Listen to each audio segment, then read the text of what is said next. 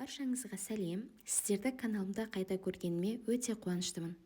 Ағылшын тілі грамматикасын өте оңай жолмен түсіндіретін болғандықтан, ешбір сабақты жібермей, мұқият қарауларыңызды сұраймын. Алып жатқан ақпараттарыңыз пайдалы болатынына сенімдімін. Егер каналға тіркелмеген болсаңыз, лайк басып каналға тіркеле кетіңіз. Бүгінгі сабақта суретте көрсетіліп тұрғандай, әр адамның өз қызығушылығы мен болашақ мамандығы бар. Сол сияқты сіз кім болуды қалайсыз? Міне осы жайлы ағылшын тілінде айтуды үйрететін боламын. Сондықтан сабақты соңына дейін көріңіз. Біздің келесі тақырып want to be деп аталады. Жалпы want to be дегеніміз болғым келеді деген мағынаны білдіреді. Мен кім болғым келеді, қандай болғым келеді деген сұрақтарға жауап беру үшін дәл осы want to be-ді қолданамыз. Сонымен мен кім болғым келеді, мен қандай болғым келеді. Осы екі сұрақты қарастырып көрейік. Алдымен есімдіктен бастаймыз, яғни I. Біріншісі I дегеніміз мен деген сөз. Мысалы, мен кім болғым келеді?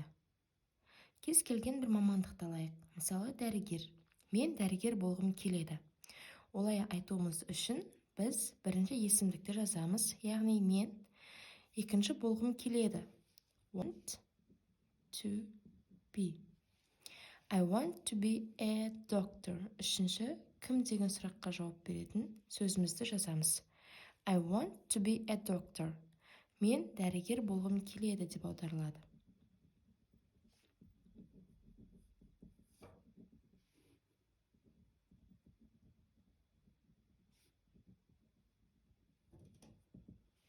Келесі, сен дәрігер болғың келеді деп айту үшін біз тек қана есімдіктің орнына ауыстыра саламыз.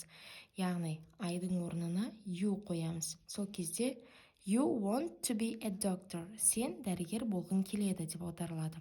Келесі, біз деп айту үшін we want to be doctors. Яғни, докторға S жалғаймыз. S бұл көпше жалғау болып саналады. Себебі бұл жерде we деген біз деп аударылғандықтан, міндетті түрде көпше есімдік болғандықтан, біздегі кім деген сұраққа жауап беретін сөзіміз, яғни доктор сөзімізге де S жалғаймыз. Бұл да көпше түрде қолданылу керек. Келесісі they. They want to be doctors. Бұл да дәл солай. We, they, біз, олар деп аударылады. Екеуі де көпше. Келесі he дегеніміз ол бала.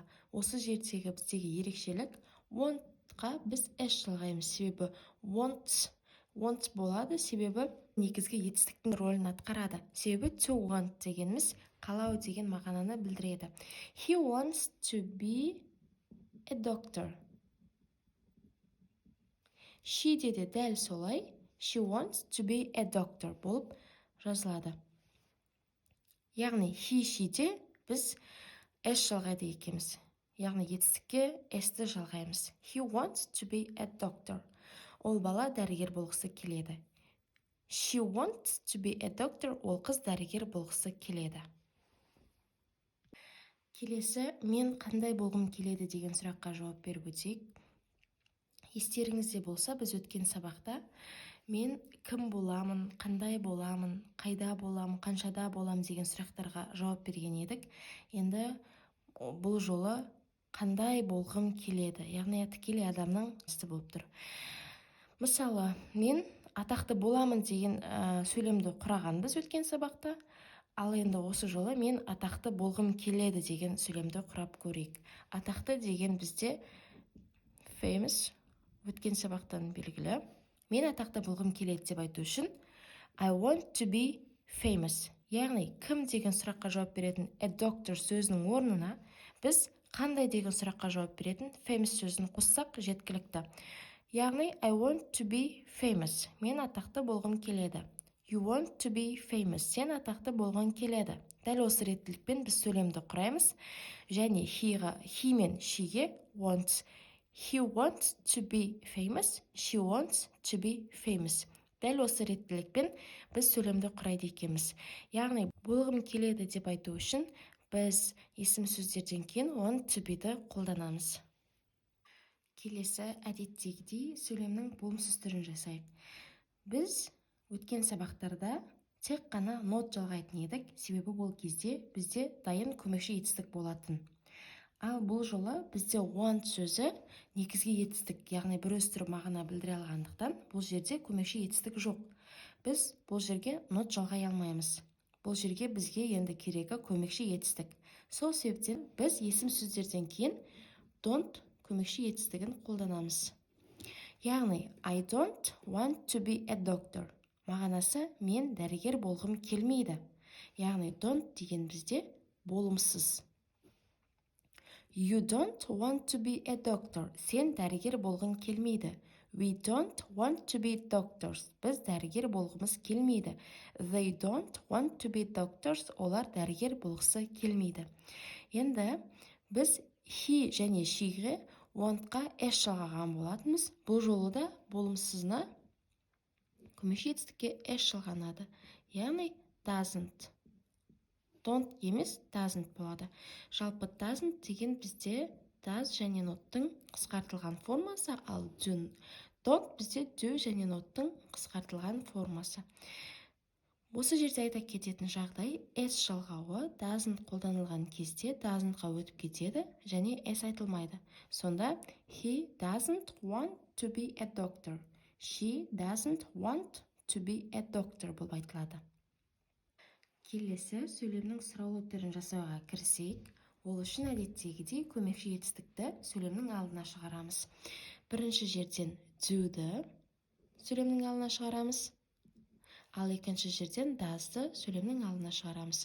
Бізде сонда мынандай сөйлем шығады. Do I want to be a doctor? Мен дәрігер болғым келе ме? Do you want to be a doctor? Сен дәрігер болғың келе ме? Do we want to be doctors? Біз дәрігер болғымыз келе ме? Do they want to be doctors? Олар дәрігер болғысы келе ме? Does he want to be a doctor? Ол бала дәрігер болғысы келе ме? Does she want to be a doctor? Ол қыз дәрігер болғысы келе ме?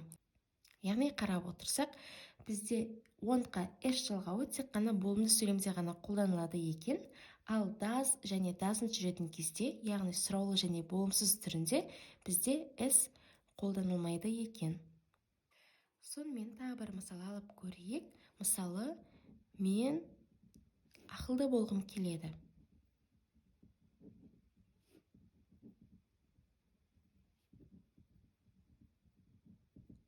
Мен ақылды болғым келеді деп айту үшін, біз ақылды сөзінің аудармасын тапсақ, сол жеткілікті.